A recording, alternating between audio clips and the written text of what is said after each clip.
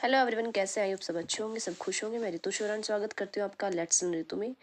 तो हम सीख रहे थे स्क्वायर निकालना। तो ये 2 डिजिट वाले यानी कि सिंपल सिंबल जो है ये मैं आपको करवा चुकी हूँ। ये मैंने आपको बोर्ड पे ही करवाए थे, बट तबीयत भी ख़राब है और बोर्ड के लिए स्टैंड नहीं है फ़िलहाल मेरे पास।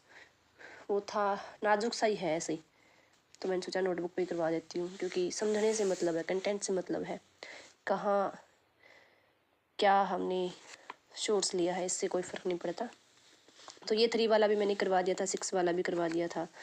तो ये जो है 11 वाला, यानी कि जहाँ अगर 11 का स्क्वायर हो या फिर इसके बीच में जितनी मर्जी जीरो हो, तो उसका कैसे निकालते हैं। तो यहाँ आप देखिए कि 11 का स्क्वायर है 121 होता है, ये सबको पता है।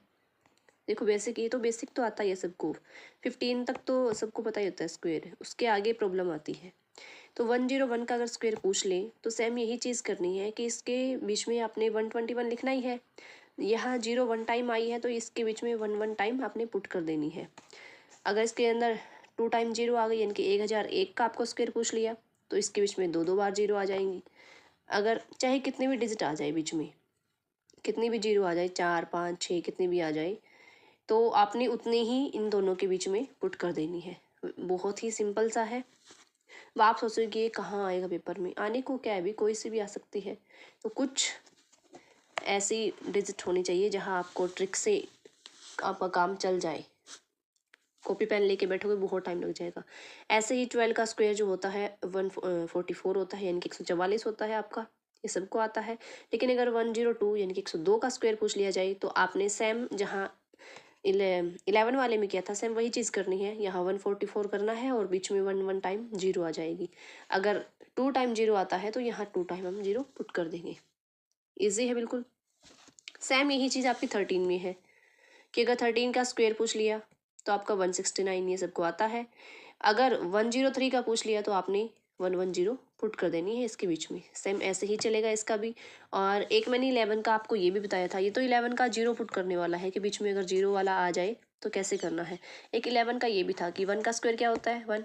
11 का स्क्वायर क्या होता है, 121।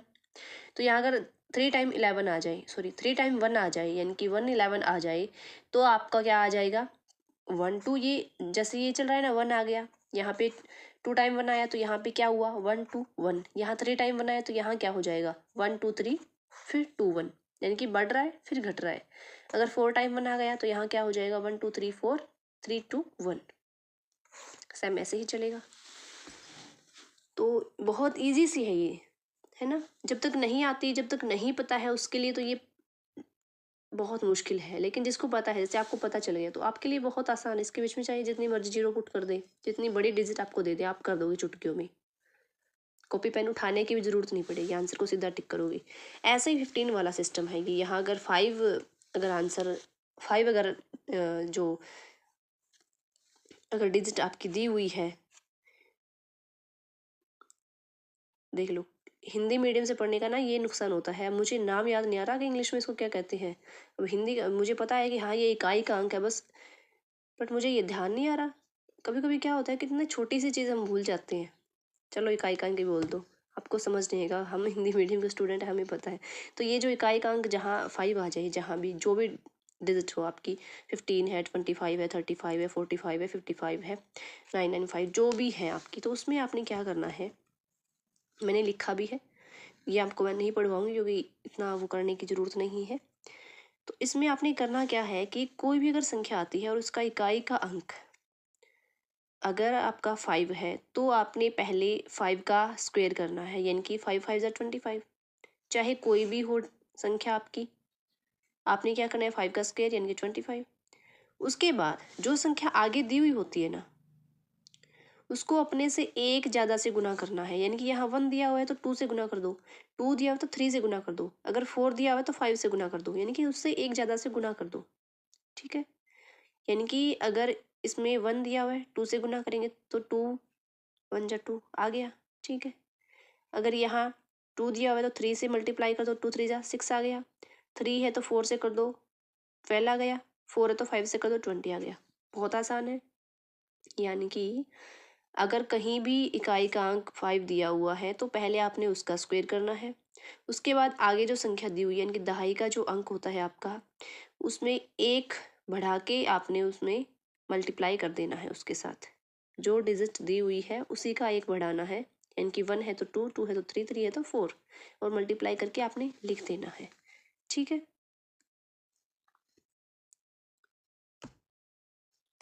तो बहुत ही आसान है।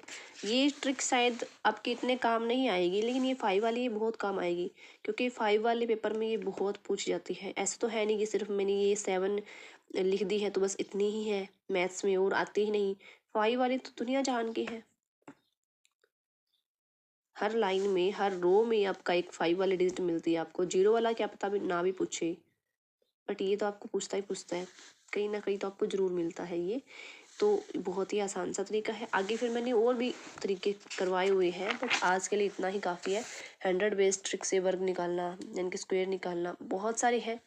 100 बेस्ड, 200 बेस्ड, 300, यानी कि 1000 तक मैक्सिमम आपसे क्या पूछ सकता है। 1000 तक का स्क्वायर, 1000 तक का मैं आपको सिखा दूंगी बिल्कुल ऐसे चुटकियों में।